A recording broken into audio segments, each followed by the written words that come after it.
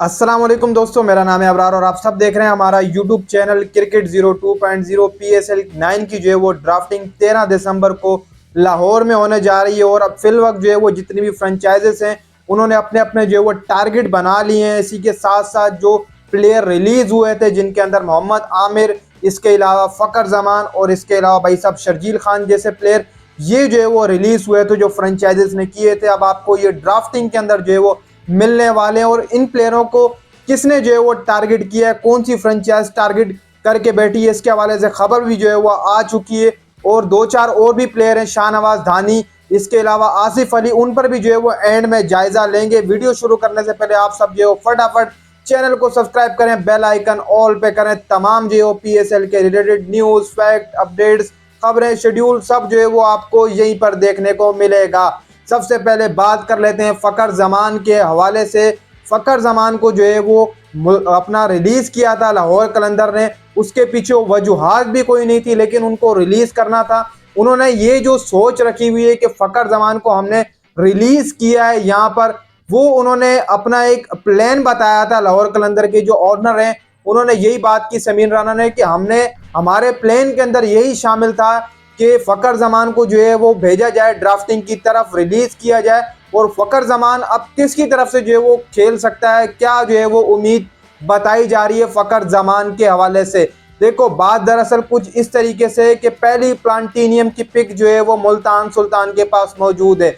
वो फ़खर जमान की तरफ जाएंगे तो सही, लेकिन उन्हें यहाँ पर एक बड़ी परेशानी जो है वो खा जाएगी, वो ये रहेगी कि RTM कार्ड यूज ना कर ले लाहौर कलंदर। जैसे आप सबको पता है कि एक बार पहले भी जो है वो हो चुका है, पिछले साल जब नसीम शाह की बारी आई थी तो मुल्तान सुल्तान ने उन्हें ड्राफ्टिंग के अंदर पिक किया था, लेकिन फिर उसके बाद भाई साहब पीछे ऑनर बैठे हुए थे नदीम उमर साहब, तो एक वो फनी मोमेंट था, उन्होंने भाई साहब अपना RTM कार्ड ऊपर उठाया, उन्होंने कहा भाई हमने RTM कार्ड यूज कर लिया, फिर भाई चले गए थे, मूव हो गए थे नसीम शाह आपकी जो है वो कोयटा के अंदर। लेकिन इस साल भी इस तरीके से कुछ हो सकता है। अगर फर्ज कर लें कि लाहौर कलंदर जो है फ़खर जमान को RTM कार्ड नहीं देकर अपनी टीम में वापस करती, तो फिर मैं कहीं ना कहीं समझता हूं कि कराची किंग जो है वो थोड़ा बहुत इसके ऊपर टारगेट रखने वाली है कि फ़खर जमान को अपनी टीम में शामिल किया जाए। और मुल्तान सुल्तान का भी फ़खर जमान के ऊपर पूरे तरीके से टारगेट है। ये रिपोर्ट जो है वो निकल के आ रही है और अल्हम्दुलिल्लाह जो मैं रिपोर्ट बनाता हूँ वो जो है वो पूरे तरीके से फाइनलाइज होती है, आप सबको पता है, और लगती भी है मेरी रिपोर्ट जायजे के बाद ही मैं जो है वो कोई वीडियो बनाता हूं, उसके ऊपर तस्दीक करके मैं आता हूं। इसके अलावा अगली बात कर लें तो शर्जील खान का नाम आ रहा है। जी हाँ, 47 रन जो है वो पिछले साल PSL में करे थे शर्जील खान ने, सिर्फ कुछ ही रन जो है वो किए थे फ्रेंचाइज की तरफ से खेलते हुए।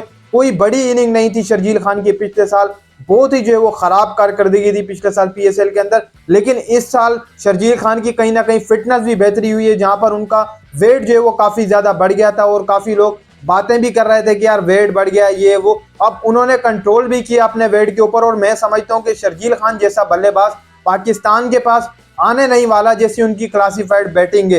तो शर्जील खान के ऊपर ही भाई साहब टारगेट है, एक से दो टीम का जो पक्का टारगेट है जो शर्जील खान को बना के रखा हुआ है कि शर्जील खान को पिक करना ही करना है। देखो, मुल्तान सुल्तान चाह रही है कि शर्जील खान को पिक किया जाए, जो उनका एक माइंड प्लान बन गया है। जो मुझे इतलात मिली है कि उनके माइंड प्लान में ये आ गया कि शर्जील खान जो रिलीज हुए हैं कराची किंग से, हमने शान मसूद को वहां भेज दिया है। मुल्तान सुल्तान के पास एक ओपनर बैट्समैन था शान मसूद, तो शान मसूद अब चला गया वाह। अब जो उनके वहां पर मुल्तान सुल्तान के ओपन के अंदर जो क्वेश्चन मार्क बज रहा है कि यार ओपन किसको रखें, क्या प्लान बनाया जाए, तो उनके लिए एक ओपन जो है वो बड़ा जबरदस्त रहने वाला है कि शर्जील खान के ऊपर उनकी नजरें जा रही हैं। उन्होंने टारगेट कर लिया है कि शर्जील खान को अगर हम ओपन कराएं यहाँ पर मोहम्मद रिजवान के साथ, तो एक जबरदस्त जो है वो ओपनिंग पेयर बन सकता है। और मेरे हिसाब से भी यकीन माने, खुशी हुई कि ये जो है वो टारगेट करके बैठी हुई है मुल्तान सुल्तान शर्जील खान के ऊपर, एक जबरदस्त जो है वो कॉम्बिनेशन बन जाएगा खास तौर पे इनका ओपनिंग के अंदर। इसके अलावा दो चार और भी जो है वो दौड़ाव चढ़ाव आएंगे, लेकिन जो ऊपर वाला मैंने आपको बताया जो इन्होंने एक ऑप्शन रखा है वो यही मुल्तान सुल्तान ने रखा है कि शर्जील खान के ऊपर हम नजर रख के रखें, और शर्जील खान पे नजर जानी भी चाहिए मुल्तान सुल्तान की। और कराची किंग मेरे हिसाब से बहुत मुश्किल है कि दोबारा अपनी टीम में रिटेन कर, दोबारा जो अपनी टीम में रिटेन एक तरीके से होता है वो शामिल कर सके। तो यहाँ पर जो है वो शर्जील खान आपका पूरे तरीके से मैं समझता हूँ कि मुल्तान सुल्तान की तरफ से आपको खेलते हुए नजर आ सकता है, क्योंकि इनका एक कॉम्बिनेशन भी तगड़ा हो जाएगा और एक ओपन बैट्समैन भी जो है वो इनको मिल जाएगा। जिसकी जो है वो ये ताड़ में है कि कोई पाकिस्तानी खिलाड़ी ओपन के अंदर मिल जाए तो इनके पास दो ऑप्शन है, एक फकर जमान की सूरत में जो कि बहुत ज्यादा मुश्किल है, दूसरा जो ऑप्शन रहने वाला है वो रहने वाला है इनका भाई साहब जो है वो शर्जील खान का ऑप्शन। और एक बड़ा जो है वो तगड़ा ऑप्शन मैं समझता हूँ कि यहाँ पर मौजूद है इनके पास।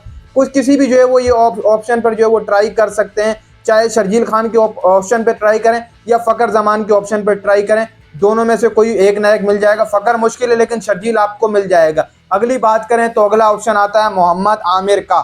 जी हाँ, मोहम्मद आमिर भी रिलीज हुए, आप सबको पता है उनके ऊपर कौन कौन सी टीमें टारगेट करके बैठी हुई हैं, उनके ऊपर भी टारगेट आ रहा है और पेशावर ज़ल्मी का थोड़ा बहुत जो है वो टारगेट बनाया जा रहा है। कुछ जो जर्नलिस्ट हैं वो यही चाह रहे हैं कि पेशावर ज़ल्मी के पास जो बॉलिंग लाइनअप नहीं है उसके चलते हुए भाई साहब पेशावर ज़ल्मी को जाना चाहिए आपके मोहम्मद आमिर के ऊपर।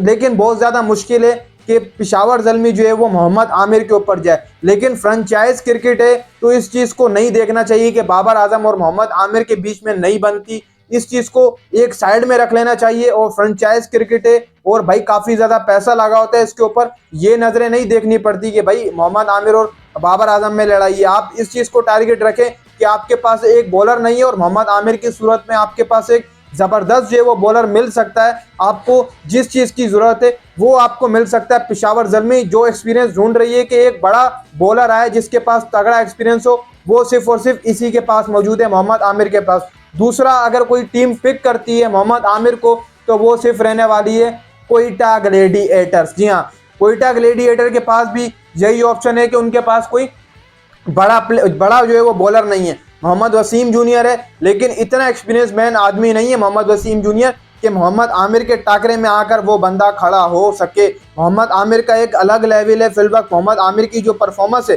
भाई साहब तगड़ी परफॉर्मेंस है और मैं समझता हूँ कि कोयटा वो दूसरी टीम होगी जिन्होंने टारगेट कर लिया है मोहम्मद आमिर को। एक पेशावर ज़ल्मी 50% है कि वो टारगेट करके बैठी हुई है और दूसरे नंबर पर 99% जो मेरे हिसाब से कोयटा ग्लैडिएटर ने टारगेट कर लिया है इसको डायमंड कैटेगरी से पिक करने का। ये डायमंड में शायद इनकी पिक नहीं है, सिल्वर से कहीं ना कहीं से वो एक तबादला इख्तियार जो है वो बन सकता है। इसके अलावा शाहनवाज धानी के हवाले से भी मैं आपको अपडेट दे दूं। शाहनवाज धानी आप सबको पता है कि मुल्तान सुल्तान की तरफ से गुज़िश्ता सीजन खेले थे लेकिन उनकी फिंगर जो है वो इंजरी की बात वो उनका ऑपरेशन हुआ था जिसके बाद उन्हें पीएसएल जो है वो अधूरा ही छोड़ना पड़ गया था। लेकिन अब उसके बाद इनको रिलीज कर दिया मुल्तान सुल्तान ने, तो अब ये किस टीम में जो है वो मूव कर सकते हैं? मेरे हिसाब से भाई साहब कराची किंग पूरे तरीके से दावेदार हुआ पड़ा है कि शाहनवाज धानी को जो है वो लाइकली है कि शाहनवाज धानी आपको कराची किंग से खेलते हुए नजर आए। लेकिन अगर शाहनवाज धानी कराची किंग से नहीं खेलते हुए नजर आते तो फिर आप समझ लें कि शाहनवाज धानी दोबारा से जो है वो मुल्तान सुल्तान की तरफ से आपको खेलते हुए नजर आ सकते हैं। शाहनवाज धानी का पिछला नहीं गया, उससे पिछला सीजन काफी बेहतर गया शाहनवाज धानी का, जब शाहनवाज धानी एक अरूज पे आए थे, काफी विकेट जो पीएसएल में चटकाई थी। और कराची किंग क्या पता शाहनवाज धानी को पिक कर ले और क्लासिफाइड बॉलिंग है शाहनवाज धानी की, लेकिन कुछ थोड़ी बहुत परफॉर्मेंस बिगड़ी है शाहनवाज धानी की, लेकिन क्या पता पीएसएल के अंदर बेहतर हो सकती है। और एक और ऑप्शन भी कराची किंग के लिए मैं निकाल दूं, वो ऑप्शन है अहमद शहजाद की सूरत में। आप अहमद शहजाद से ओपनिंग करवा सकते हैं कराची किंग वाले, और कराची किंग का मेरे हिसाब से माइंड बना हुआ है कि अहमद शहजाद को पिक किया जाए। इस तरीके से जो है वो इनकी कुछ रहने वाली हैं टीम्स में ये जा सकते हैं। ये टीम जो है वो टारगेट करके बैठी हुई है इनके ऊपर जो मैंने आपको प्लेयर बताया। और दोस्तों उम्मीद है आपको वीडियो अच्छी लगेगी, वीडियो को लाइक कर लें, चैनल को सब्सक्राइब कर लें। मिलते हैं आपके साथ किसी नेक्स्ट बड़ी अपडेट के साथ, तब तक के लिए अल्लाह हाफिज़। और कमेंट सेक्शन आप करते हैं तो बहुत जो है वो मुझे अच्छा लगता है।